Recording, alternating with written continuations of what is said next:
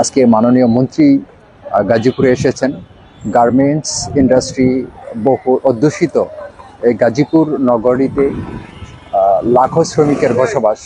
কিন্তু আমরা দেখতে পাই যে প্রতি বছরই প্রতি ঈদের পূর্বেই গার্মেন্টস শ্রমিকরা বেতন বোনাসের দাবিতে রাস্তা অবরোধ করে জনবহুল জনগুরুত্বপূর্ণ সড়ক মহাসড়ক অবরোধ করে তারা বেতন বোনাসের জন্য আন্দোলন করে।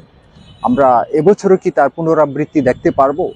সরকার কি এমন কোনো পদক্ষেপ গ্রহণ করেছেন কিনা যাতে করে গার্মেন্টস শ্রমিক বা অন্যান্য মিল ফ্যাক্টরির যারা শ্রমিক রয়েছে তারা শতভাগ বেতন বোনাস ঈদের পূর্বে পাওয়ার একটা নিশ্চয়তা সরকারের পক্ষ থেকে দেয়া হচ্ছে কিনা বা তদারকি হচ্ছে কিনা সেই বিষয়টা আমরা সরকারের কর্তৃপক্ষের নিকট নিবেদন জানাচ্ছি, যাতে তারা বিগত সময়ের মতোই যাতে এবছর সেই ঘটনাগুলোর পুনরাবৃত্তি না হয়। কারণ আমরা এটা প্রশ্ন করতেই পারি, যেহেতু বছরের পর বছর ঈদের পর ঈদ আমরা এই বিষয়টা লক্ষ্য করেই আসছি।